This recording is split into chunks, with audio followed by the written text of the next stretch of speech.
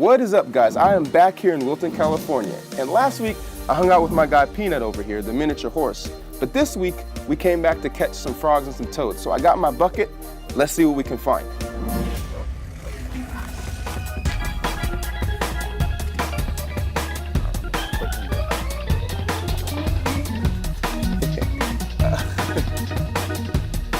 These guys are crazy how to catch. There you go.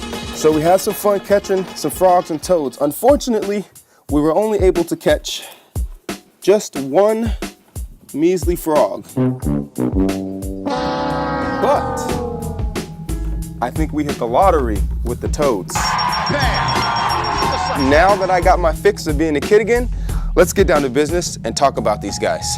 Now the first guy I'm going to talk about is actually the frog that I captured. Let's get him out. I got to be really careful because he's a little jumpy. Come on, buddy. Okay, I got him.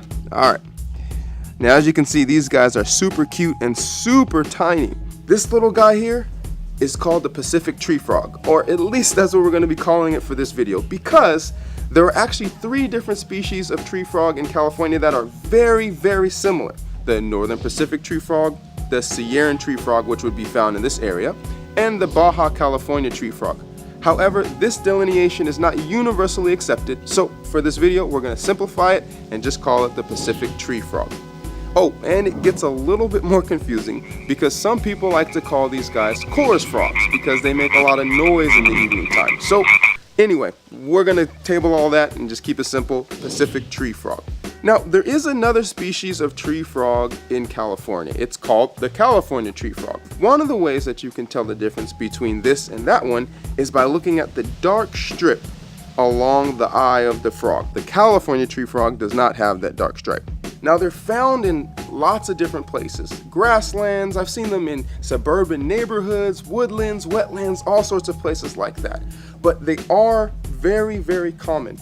And they are carnivores, so they will eat lots of different invertebrates. These guys actually mainly eat flying insects. Now, they can be active both during the day and the nighttime, but when it gets really hot, they're mostly active at night. In fact, around here, you'll see a lot of these guys popping out in the evening time.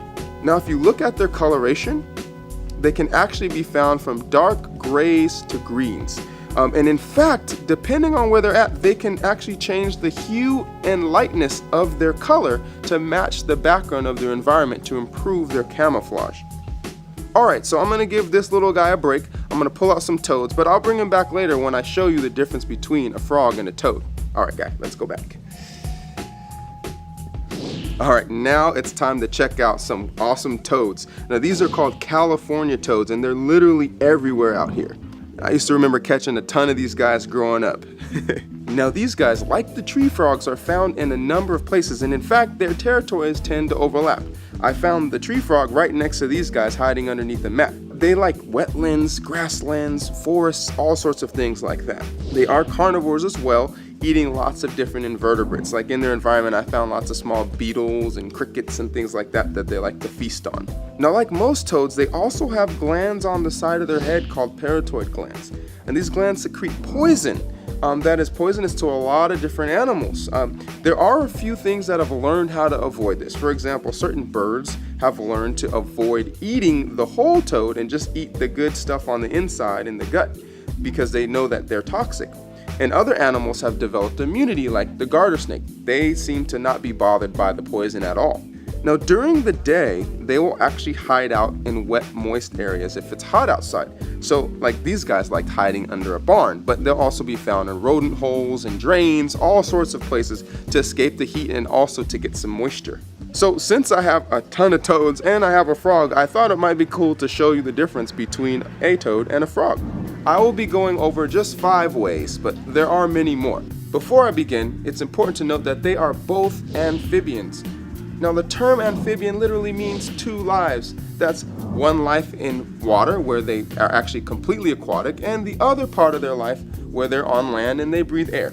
The first way that I can tell the difference between a toad and a frog is simply by looking at them. Toads have lumpy, dry, warty skin, whereas frogs have smooth, moist skin. The second way you can tell the difference is by typically where they're found. Toads tend to spend more time away from water, whereas frogs tend to spend more time closer to water. The third way I like to tell the difference is really in how they get around. So toads have shorter, kind of stumpier legs, so they'll either waddle or kind of crawl around, or they'll make small hops. Whereas frogs have long hind legs, long, powerful hind legs, and they will leap far distances in order to get around. Number 4, it's in how they lay their eggs. Frogs, when they lay eggs in water, lay them in large clusters or groups of eggs. Whereas toads, they actually lay their eggs in long chains or lines.